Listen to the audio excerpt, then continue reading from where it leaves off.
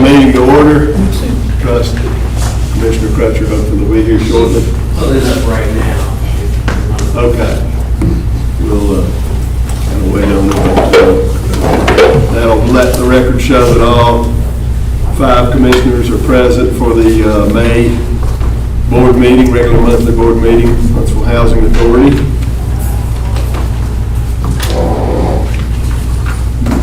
Trust that everybody's had an opportunity to review the minutes. Since we do have a quorum here, if there's a motion for approval of the minutes, please signify by, please make a motion, please. Motion to approve.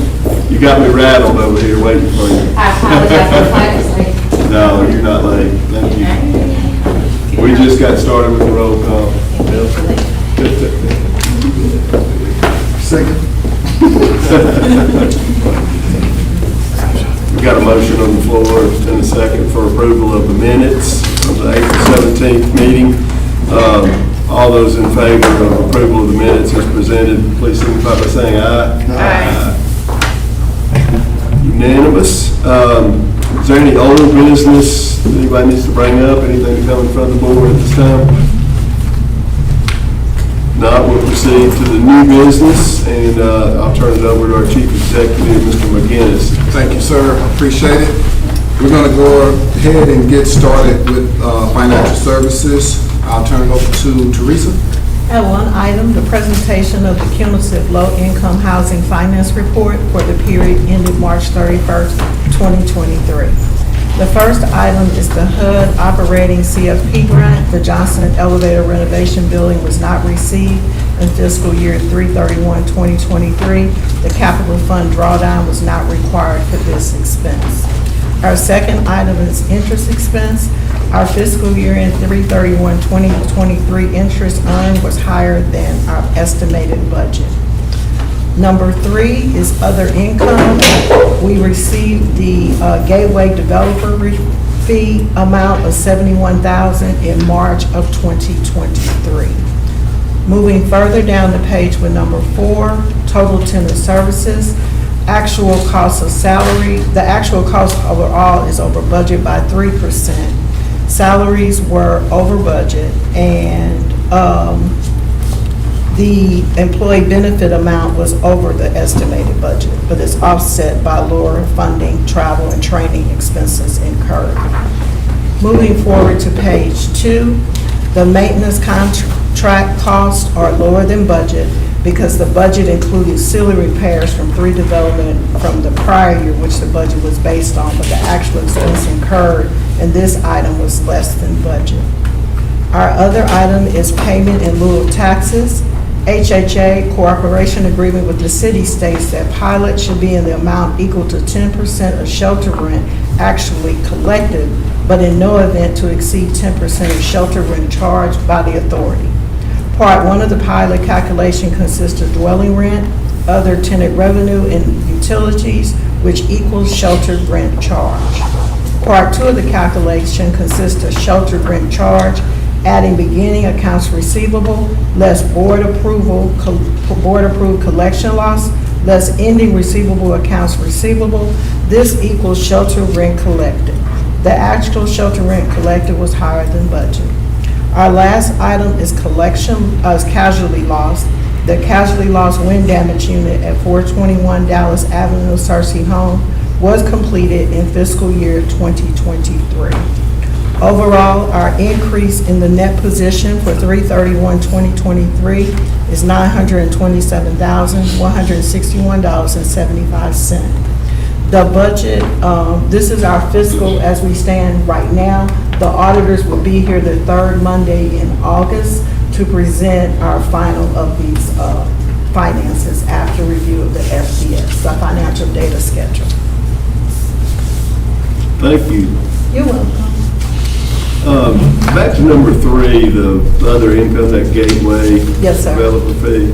Can you kind of explain that? Is it annual? We get they It paid is for the next 4 years. We had a partner that we worked with where we got 20,000 and they got 50,000 for the first 10 years of that development agreement. Now that we're in the last 5 years of the agreement, we get the entire development fee Oh, of okay. 71,000 for the next 5 years. Yes, sir. So that is pretty common, and I'm kind of throwing this out there for the newer commissioners that, you know, when we negotiate these deals for tax credit deals or, you know, developers, there's a developer's fee That we can earn. Yes, sir. that where we can negotiate a split for that. Yes, sir. Right. Okay, very good, thank you. You're welcome. Any other comments or questions about the presentation? Not about the presentation, but it might be leaning into the next two, so if it does, then you can tell me that you'll get to it. Is understanding the, again, I really appreciated you educating us on the budget and how there's a 3-year window to pull for maintenance. The 1406 I think so. operations fund? Yes, sir. which I think is what's paying for the roofs and the drywall and everything else that's coming out. 'Cause in your notes, it says pulled from the 2019 allocation. Which, Capital. The capital improvements. Mhm. So I guess my question is, are we getting close to being done with the 2019? I'd assume we are, given the 3-year distribution window on, or maybe I'm completely misunderstanding. No, you get 4 years to 4 years. expend, 4 years to expend the grant. Okay, Yes, okay. we are, as far as our funds are, we are lower in 2019. We've expended some of those funds. Okay, okay. So, yes, sir. And then we have to close it out. Now, when COVID came, they gave us an extra year Okay. on capital funds. So some of them have went to might be 5. We were given an extra year for expending those during COVID. So we Okay. got an extension on a few of those. Okay. Yes, sir. So 19's the last year. We don't have anything prior to that left on the. We had can like pull. 20 or 30,000 in 17 or 18, but we've expended all of that. So we are definitely 19, 20, 21, and we're waiting on 22 once our 5-year plan is released for it to be available for us to draw. Thank you. Thank you. Anything else? All right, if not, we'll move to development. Actually, while we're here on capital fund, it was in my notes. I want us to possibly get together in the next month or so, just to have either a Zoom or a lunch, just to speak to the capital fund. I think that would be great as well, if we could put something together just to talk about the capital fund, because it's going to really help us as we dive deeper and share information that I'll share today. So I'll put out some times where maybe we can do a Zoom or get together and have a meeting just to discuss the capital fund. You bring up a question on the debt that we have that we've secured with our capital fund. Yes, sir. Is that tied to a specific year, or is it just kind of tied to our overall ongoing capital fund allocations? I guess it would be to. Yes, sir. That $600,000 payment is locked in our capital fund until 2032, 22, I can't remember right off my head. It was $7.2 million is what we borrowed from our capital fund. I believe an update is we're like 4.5 is the outstanding balance that we have. But every year in ELOCs, they lock those funds of $600,000, and those are used to pay our debt. Okay. Yes, sir. That'd probably be good to take a deeper dive into that when we have the meeting that you're proposing. Okay, thank you. You're welcome. Throwing some zingers at you. I'm ready. Keep them coming. If I don't know, I'll definitely get back within 24 hours and email to you. Thank you I very guess there's much. one last thing. Number 7, you said 2023, but it's written as 2024. It should have been 2023. That was a Okay. misprint on my part. Okay. Yes, sir. Typo. All right. Any other questions? All right. At this time, we'll have Mike, who's doing development. Good afternoon, everybody. Afternoon. I have 2 items for consideration. First item is Resolution 2023-09. That is a request for the Executive Director to enter into a contract with Aegis Environmental to perform lead-based paint abatement and mitigation in HHA properties. The purpose is to abate and/or mitigate lead-based paint where indicated by the risk assessments performed by Safety Environmental Laboratories and Consultants, Inc. HHA has exercised due diligence in its procurement process to arrive at the most cost-effective price by obtaining bids from qualified contractors under invitation for bid 2023-04. The economic impact is the price of that contract will be $647,000, and that will be paid from a grant that we got from HUD. It is a capital fund grant that is an extra grant for lead-based paint abatement only in the amount of $1 million. There are no alternatives determined this time. I did provide a couple of attachments for you to look at. The lead hazard component summary, that is a list of all the components that were identified as containing lead-based paint from all of the sites, and then the cost estimate that we had, third-party cost estimate from Safety Environmental Laboratories.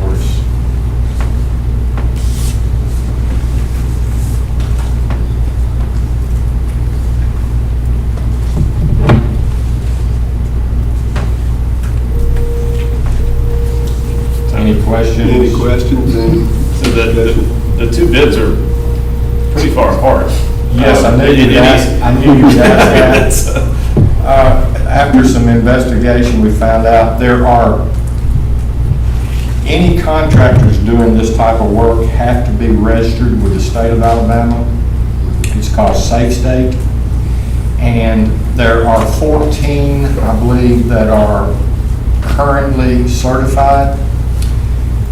None of the 14, well, Aegis is one of them. None of the others want to bid against Aegis because they never win against Aegis.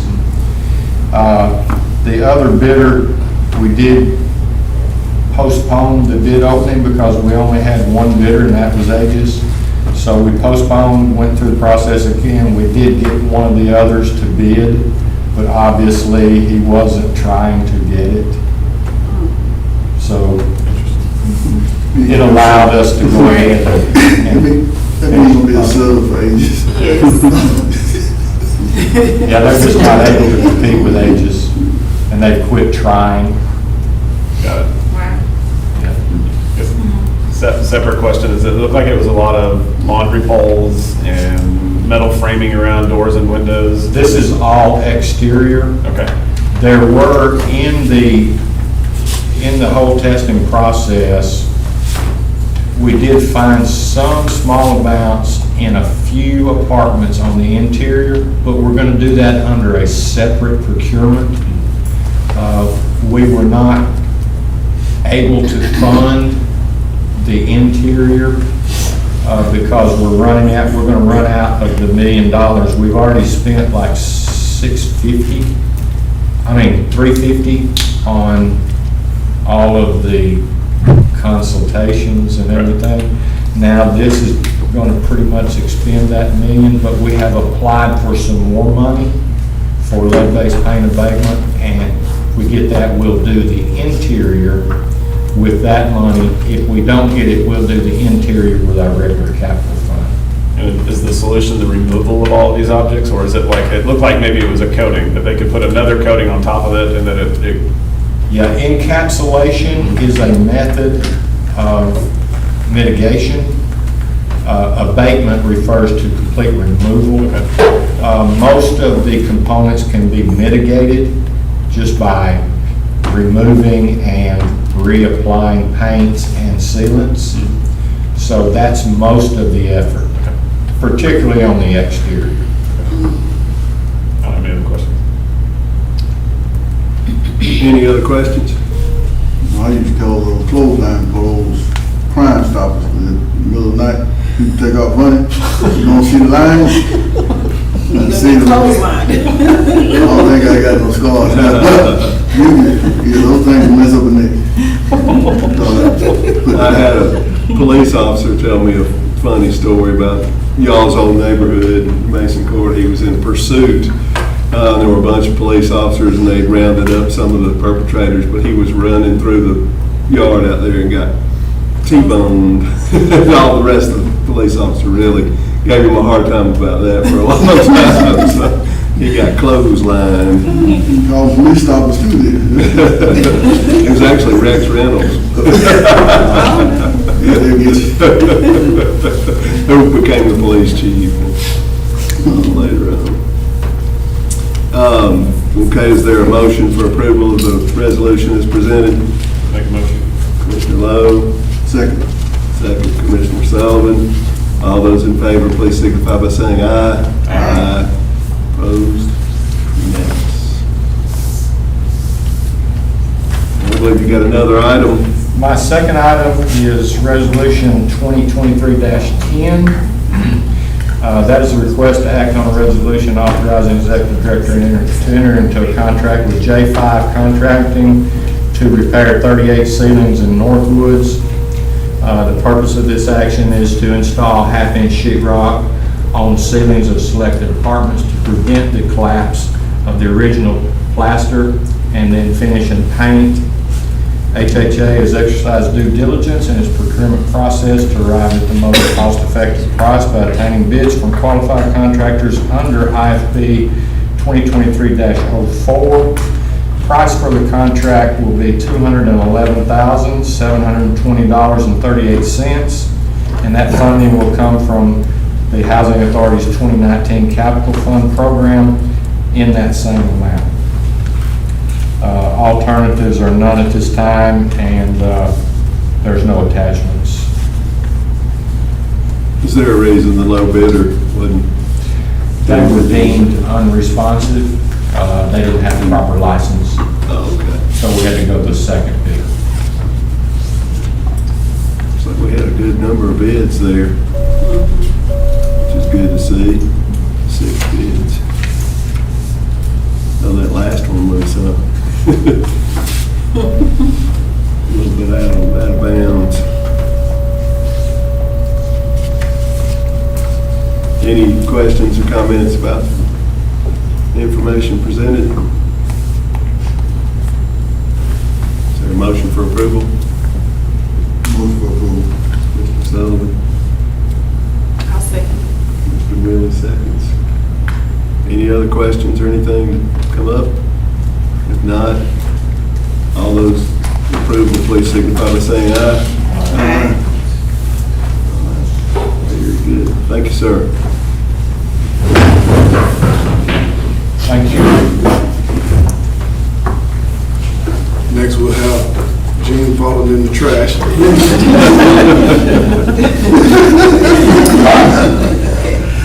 Commissioner. Good afternoon, everyone. Good afternoon. I have one item, and that is resolution number 23-11, to act on a resolution authorizing the certification and submission of March 31st, 2023 CMAP indicator scores. The Section 8 Management Assessment Program, CMAP, is designed to assess whether the Section 8 tenant-based assistance program operates to help eligible families afford decent rental units at the correct subsidy cost. CMAP also established a system for HUD to measure a PHA's performance in key areas and to assign performance ratings. CMAP provides procedures for HUD to identify public housing agencies' management capabilities and deficiencies in order to target monitoring and program assistance more effectively. The purpose of this request is to receive board approval to certify the CMAP indicator score. The CMAP rule applies to public housing agency administration of the tenant-based Section 8 rental voucher and rental certificate program. 24 CFR Part 982, the project-based component, PLC of the certificate program, 24 CFR Part 983, assesses and verifies if PBC families and group data are reported and measured under the stated HUD verification method. Enrollment levels and contribution to escrow accounts for Section 8 participants under the Family Self-Sufficiency Program, FSS 24 CFR Part 984. The CMAS certification process measures 14 specific areas and rate authorities in accordance with the predefined measurements. HHA staff determines the indicators to be measured.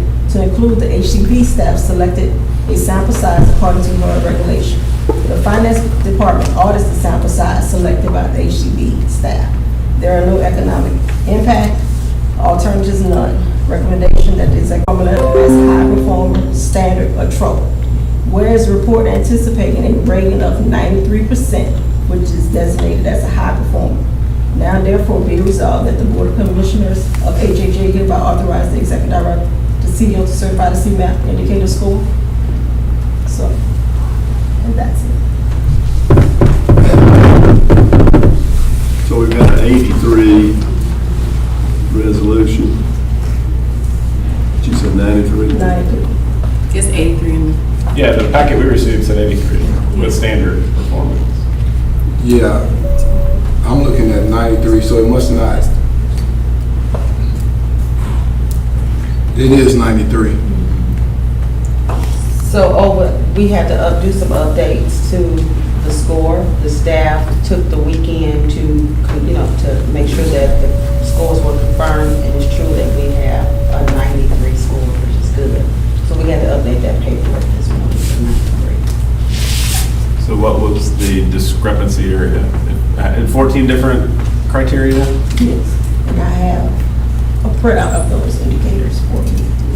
Okay, but was it a basic cleanup of multiple ones, or was there kind of like one indicator that you had to really sharpen the pencil on to go from 83 to 93? Right, correct.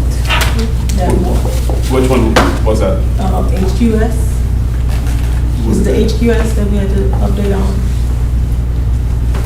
The update was when I did the calculation, I had included indicator 14 and 15, and I should not have. We do not have a mandatory program, so I had included that number, and I shouldn't have. And we did not, the concentration bonus was worth 5 points. So the calculation was on me. When I did, it came in this weekend, and I added all of those components because I believe they belong there. They did not. Once I took out those components, then the score is 93%. So that's a calculation on my part. So I made the correction that I should have. Okay, very good. So, We've been a high performer for many years. Yes, sir. It's good to see we'll continue, and I believe if you weren't a high performer, there's a penalty. There's a bonus if you are, the additional 5% you get for being a high performer. okay, so that's with the capital fund program. When you're a high performer with capital fund, you get a 5% bonus in your capital fund. So that's the public housing? That's the public housing school? side, yes, sir. But your HCV program, 90 or above is high performer, 60 to 89 is a standard, and anything below 60 is troubled. So we are a high performer because of the 93%. Yes, sir. Any additional questions? I guess, Director, have you had a chance to review it, and are we trending in any direction that concerns you, that we need to have our eye on just over the next few years, that we bend some things in a more positive direction, or are we good pretty much? Is this in line with years past, that 93 is in line with everything that we've done historically, and it's good? Well, I had a conversation this morning with Commissioner Fountain talking about, I think this is a more clear number. I mean, in the past, we've gotten 100%, and we've gone back and fixed some procedures. Now we got some standard operating procedures in place, and I think this gives us a better look at where we should be moving forward. And of course, we want to get back to 100 if that's possible, but I think with the staff that we have now, this is their first time going through the CMAP process as leaders. And so it gives us a clear indication of where we are as a department, a true indication.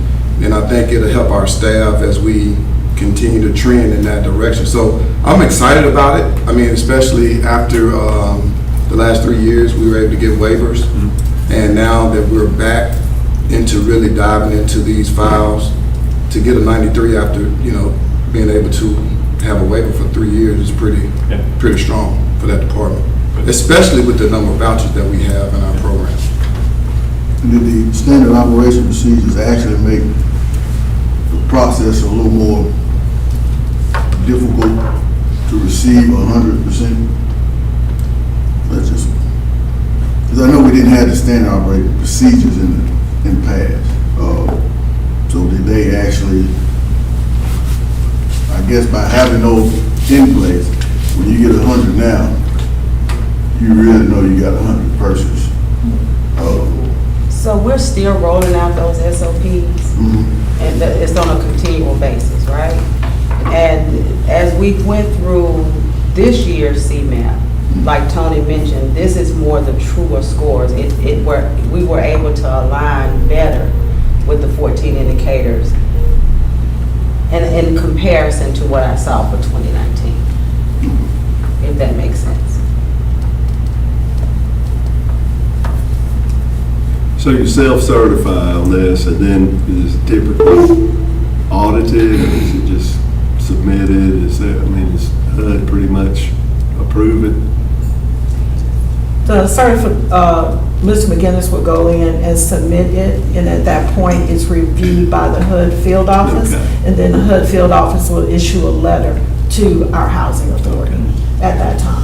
And so submission is required on by May 30th, and so once we get that in, then we'll get a certification letter back from the field office, giving us the score. That's me calculating the score with what I saw. Then they will review and give us an official letter at that time.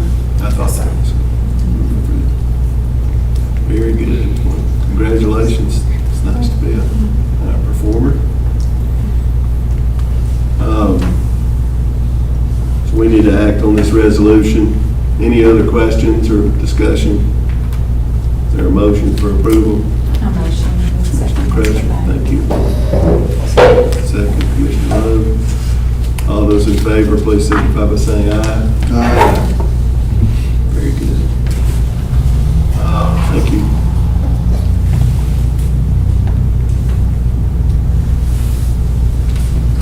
All right, at this time, we'll move to our Executive Director, CEO comments. All right. I want to thank everybody for their reports, finance, development, assisted housing.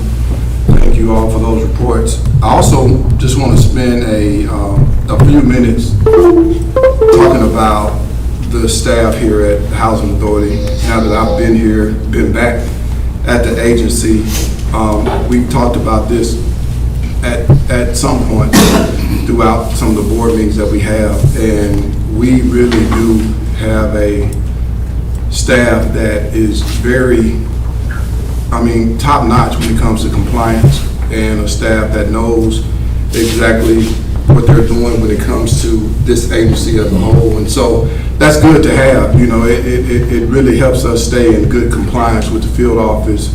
We don't get a lot of calls when it comes to being out of order. And so that helps us. I still believe, when we measure up against the region, we do well.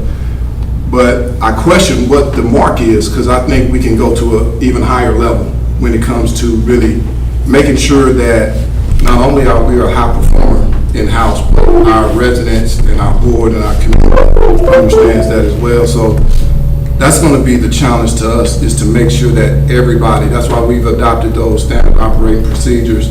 We put things in place where everybody in the organization can understand exactly where we're going. But again, we do have a staff who keeps us out of trouble. And there's a lot of agencies throughout the state, even some of the bigger ones throughout the state, who are having some challenges right now. And we're at a point where we don't have those challenges. Thinking about public housing, how we were not in the buildings for about 3 years and still were able to get an 84 when it came to our REACT scores. A great indication of where we are and what we've been able to do throughout the years. I pulled together some numbers as it relates to REACT, and I think this will be good for us to have, and I'll make sure to submit this in my board report, monthly report. Just looking at the neighborhood that we're currently in, and I'll be doing this probably to the end of the year, just highlighting a few neighborhoods. Our Butler Terrace addition, when we first purchased or built Butler Terrace, it cost roughly $880,000 to build Butler Terrace addition back in 1953. Since '92, we spent roughly $1.8 million in making sure that we've done what we need to do to keep those buildings going before we knock them down, of course. But that's kind of what we're going to be talking about when we talk about capital fund and how we can allocate funding. When you look at Butler Terrace, it cost roughly $1.9 to build, and over that same period of time, we spent $4.1 million in making sure that we had those improvements to those buildings over in Butler Terrace. And then Johnson Towers, it cost roughly $1.3 million to build back in 1965, and we spent almost $3.1 million in renovation, Johnson Towers. So that lets us know that we do spend money on the units that we have to try to keep them going. And that's why we've been a high performer for so many years, not only in Section 8, but public housing as well, because we try to make sure that we do all we can to keep these units going. A few weeks ago, we were on the news about an elevator going down in Todd Towers. One of the things that we were able to do last week was bring the fire department out to talk to all of our residents, to help them understand that this is what you do in case an elevator goes out. Because when an elevator goes out in one of those buildings, everybody just really thinks it's an emergency. Well, it's not an emergency unless it's an emergency. The building's not burning down. People need to go to where they need to go to, but one of the safest places during that time is in your unit. You got food, water, all that stuff. Both of the elevators are up and going now in Todd, and that's a great thing today. They may go out again tomorrow, but what takes so long is there's no company around Huntsville that can fix those elevators. We have to go to Birmingham to get those done, and so it takes a little while.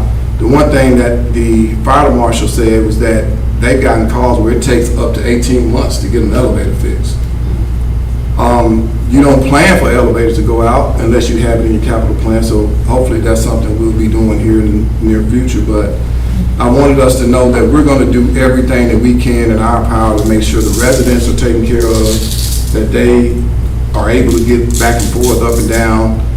But sometimes things just happen, and we can't really plan for those as much as we'd like to. Is Johnson Towers, the elevator function in there?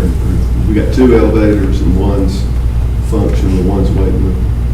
Johnson Towers, the situation on Johnson Towers, what are those? They're both functioning. Both functioning in Johnson Towers. We're just waiting on them to get parts together to, we entered into a contract with them to pretty much overhaul both elevators. And they haven't given us a start date. I'm presently trying to get that information, but nobody seems to be able to tell me. So hopefully this week I'll know. But we do know they have parts on order, and we can't start the clock on them. They can't start working until they get them all. So that's what they're waiting on. But both are running. Okay, good. Yeah. And Todd, they're both running now, I think, but one was down for a while, and then we had a resident damage the other one, and that's what stopped it from running. So that was when that blow up occurred a couple of weeks ago. Thank you. Just go over occupancy and public housing real quick. We're still at 98%. Out of the 1678 units that we have, we leased actually 1,363. We have 513 families on the waiting list. That's up from last month. I want to include this as well because I think, again, this will be good information for us to know. The average monthly rent in public housing is about $356 a month. A lot of people don't understand that. They think that our residents aren't working. The average salary, average income is roughly about $15,229 a month. And we serve roughly 82% black, 20% white, 4% Hispanic. Assisted housing, we have leased up 1,795 units across the state, across the county. We're going to be doing a ribbon cutting on June the 13th at 1 o'clock for the second phase of the Stone Ridge Villas. So that information, we confirmed that with the mayor's office today, so we'll be doing that. We'll be sending out a calendar invite or the invitation for that meeting on the 13th. And what that's going to do, again, is just showing the community that we're trying to do all that we can to bring about more affordable housing throughout the county. Currently, we have 57 PVVs leased and 209 accounted for. So we got the Dry Creek, Tupelo Flats, and we have hopefully we'll be having a new ribbon cutting in Monrovia. I keep forgetting the name of that site. Is it Dry Creek?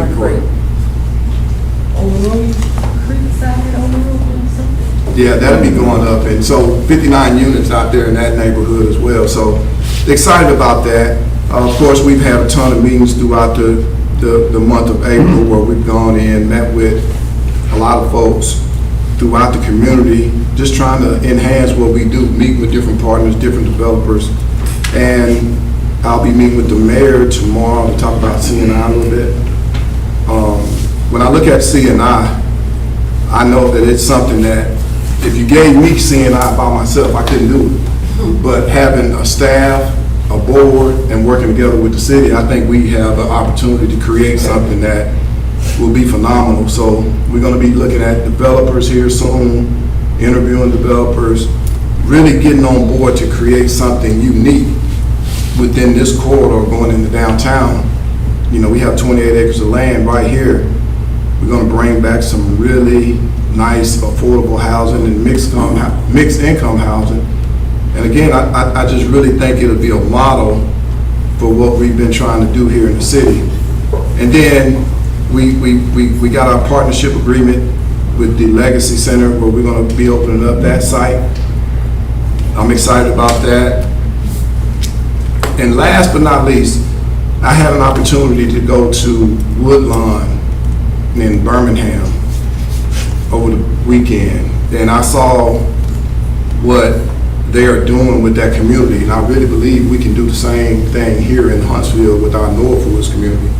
Church of Highlands and partners throughout the city and housing authorities, they're really trying to bring back a community. And we have so many different nonprofit organizations within our communities, but I think sometimes they don't understand the mission of each organization. And then we don't have a mission for that community that we're trying to serve. So everybody's doing their own thing. What I want to do is bring organizations together more closely so that we can create a mission for the community. Not everybody looking at their own particular mission. And I believe we can start to see the needle move in such a way that we hadn't seen in a while, where people can be liberated and families can be elevated. And so I'll be putting together a small advisory council group starting in the Northwood and looking at possibly search the community to see what's already there and seeing what we can do to elevate those levels of services in those communities. And then in addition to what we're going to be doing here in Johnson Towers, again, we're just creating models. The hospital's already on board. Different people are willing to just sit at the table and help us do what we do a little bit more better. And so, again, I just want to commend the staff and the board because we have a very strong board, and it just makes this work that much easier when we all are kind of on the same page. Now, if you look around this room, you would think we're at a funeral, so it don't look like we're doing good work, but we're doing some good work, and it needs to be applauded, the stuff that we are doing here at the Huntsville Housing Authority. So that's it. At the Woodlawn project down there, they've, one of the linchpins is a healthcare facility, right? Healthcare clinic. What other services, what did you see that might be unique Well, down there? they're doing a lot of economic development and restoring communities, allowing families to purchase their homes again. And of course, we have Love Subdivision and Greenside. They're really trying to make sure that families and community is being built through restoration of some of those homes. But they also are doing education in a different way. They created the I3 Academy, which gives those kids in that community the opportunity to go to a private school. And the organizations are coming together to help residents and families understand the importance of just uniting and doing things on a whole nother level together. And with the education and the economic development, the healthcare, those three pillars right there really help elevate that community. And they got a long way to go. You know, they've been doing it for 13 years, but I didn't realize that Woodlawn community was so big. Another thing they're doing down there is farming. They're teaching the residents how to grow vegetables and fruits, and they're allowing the kids to work in the community to do the farming. And so it just really inspired me to come back and know that some of the stuff that we are already doing, we're already in that vein, but I believe we can do stuff so much better than other cities. Not to say that, you know, they're not doing a great job, but I believe we've been doing it for a while now, and we can do it even better once we just have that cohesiveness. Is the school a private school or is it a charter where they get public funding? Charter. They still get money from the state. It's a unique partnership between the state and charter. I mean, was that part of any sort of CNI or grant, or is this something that's just kind of organic through Birmingham to do that? That's something that just kind of grew out of different leaders coming together. Started as a faith-based initiative. Yeah. Church of the Highlands. Highlands kind of spearheading that. Amazing. That's what we need. See here, that we've been working on, we talked about for a long time. That's it. Anyone signed up for public comments?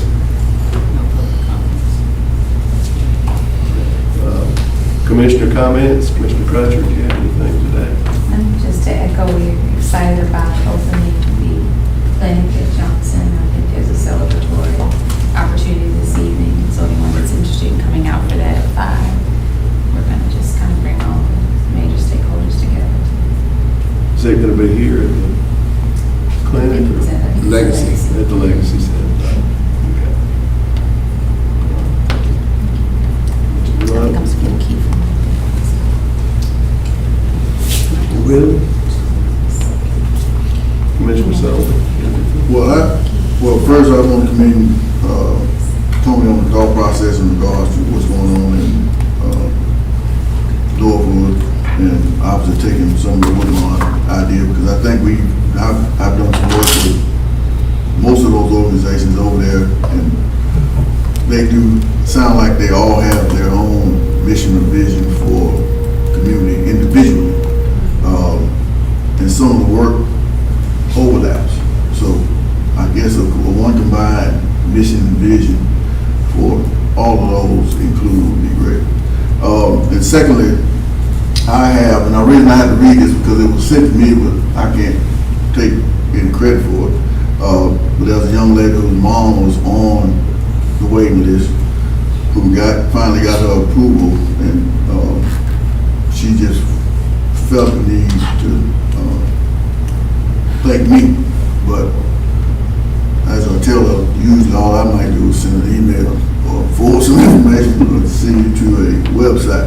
But the work is done by you all. So I don't know how many other folks out there who got approved, but I do know this one young lady who has a mom that's elderly, not in the best health, and finally got approved for her housing here with Huntsville Housing Authority. So thank you for what you do. That's all I do.